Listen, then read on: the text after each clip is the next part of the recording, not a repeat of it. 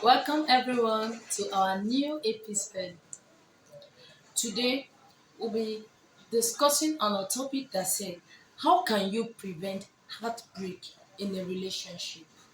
We've been hearing a lot of stories out there of people having heartbreak, the young ones complaining of heartbreak, this and that. And today we'll be discussing, and in fact we'll be deliberating on it so that the youths out there will know how to prevent this heartbreak. Remember, the topic said, how can you prevent heartbreak in a relationship? So, sir, what do you have to say about it? Okay, thank you very much. Preventing heartbreak in a relationship is actually possible if a person tailors their relationship to these factors or to these parameters. You know, what actually causes heartbreak in most relationships is because a lot of things that were allowed that should not be allowed, a lot of things were done that shouldn't be done. So it is important, it is pertinent that in a relationship, for you to prevent heartbreak, you need to know what are those things that should be allowed and should not? What are those things you do and you should not do? Number one is, for every relationship, you must define your relationship. A lot of people are into relationships that don't have definitions. He's my friend, we're just friends, but you're sleeping with a friend. You're having sex with a just friend. Your relationship is not defined. Before you enter into a relationship, it should be with a particular definition. Okay, we are courting. Okay, we are dating. Let it be defined. Okay, this is, we are in a relationship. Once a relationship is defined, then you will now know what are those things that should be allowed in and should not be allowed in. A lot of people are, they just give themselves to whosoever they come across to. They don't even know if it's relationship or not. What they know is they are just relating with themselves. Your relationship must be defined. Number two, you must set your boundaries. A lot of people get hurt in relationships because they could not set boundaries. If you are in a relationship, you should be able to let your partner know these are the things I can allow. These are the things I cannot allow. Okay, I'm a Christian. No, my faith does not permit me to have sex in a relationship unless until marriage. My faith does not permit me to have sex outside marriage. You tell your partner, please, so if you must be in a relationship with me, no sex. Hmm? If you must be in a relationship with me, no sleeping over at each other's place. Those are boundaries. And I tell you, please, if you must be, we must be in this relationship, and if this relationship must work, there must be mutual respect. You are setting boundaries. These are lines you should not cross. These are areas you are permitted or you have access to. These are areas you don't have access to. You know, if you are not up for romance and sexual intercourse or immorality, state it clearly. Make sure your boundaries are set from the beginning of the relationship. So that it's not when your partner crosses those boundaries and you are hurt, you not be like, he will hurt you if he doesn't know your boundaries. But if he knows your boundary, he will respect and keep to those boundaries. Number three is manage your expectations. A lot of people enter into a relationship with excessive, unrealistic expectations. A young man takes you out once and you think that that's how the relationship is going to be run from that moment and so that he's always going to be taking you out. That is an unrealistic expectation. He gets you a gift once and then you feel you are entitled that every time he should be getting you gift. That's unrealistic. Maybe a lady comes to cook for you once and you feel it has become her duty that every day she should be cooking for you. You have not married her yet. You know, you need to manage your expectations. What are you expecting? I'm entering into relationship. That means she will be giving me sex every day. Hello, it's not. It's unrealistic. You should learn to manage your expectations. Learn to know those things that are obtainable at every level of your relationship, and don't fight for things that are beyond the level you are currently in a relationship. Number four is what? Avoid assumptions. A lot of us, we can assume. In fact, in most relationships, the partners always work on assumptions. A man has not told you he loves you, and you're already going around posting his pictures on social media. Ah, my money, all my love, my every. He has not done that to you. He has not told you he loves you.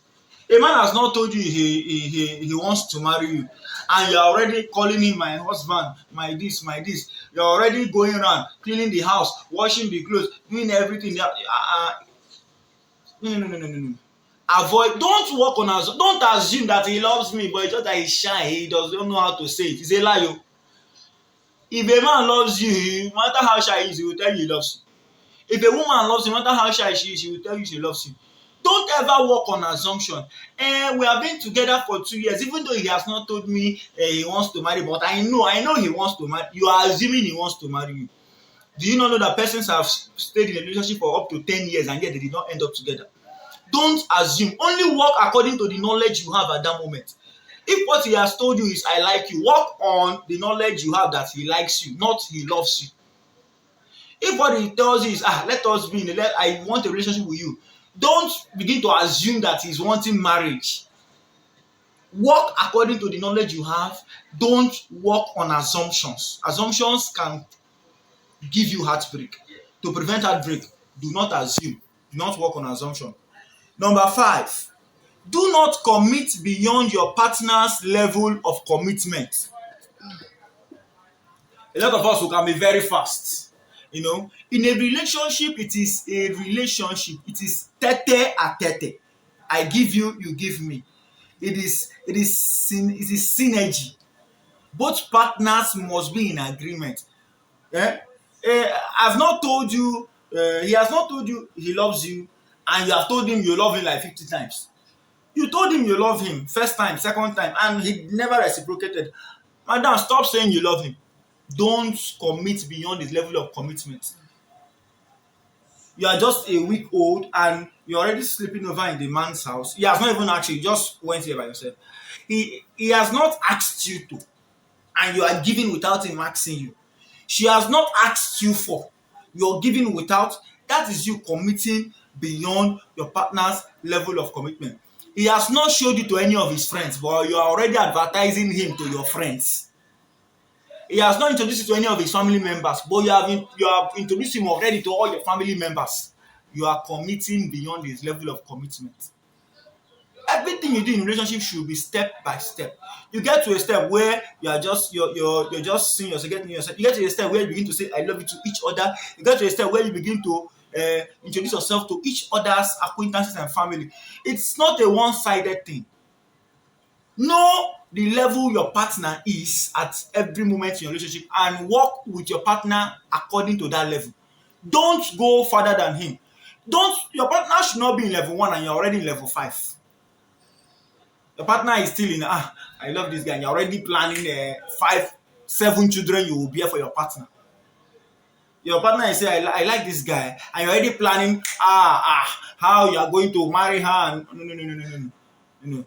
It's not a one person thing. It must be a reciprocal kind of commitment. If he commits to you on that level, you commit to him on that level. If he does not commit to you on that level, don't commit to him on that level. Number 6, or not the least, is what? You must always back up your relationship with prayers. A lot of relationships have died today because the partners did not employ the tool of prayer. Prayer is a very powerful tool because in as much as it's a two-person thing, there are forces that are at work to mess up that marriage spiritually. So you should be alert. The Bible says do not allow the devil to take advantage of you because you are not ignorant of the devices of the devil. Don't be ignorant. And the only way you can confront those forces, those devices are by prayer. It's by prayer. Pray for your relationship.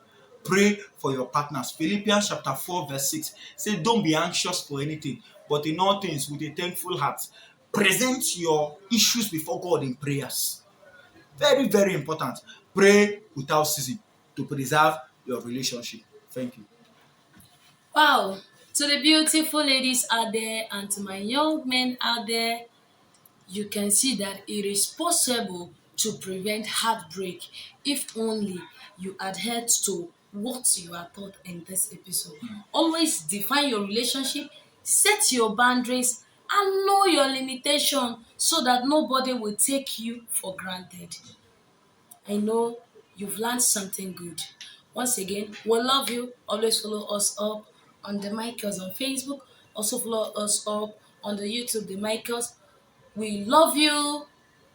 Thank you very much for being with us. See See you you next next time. time.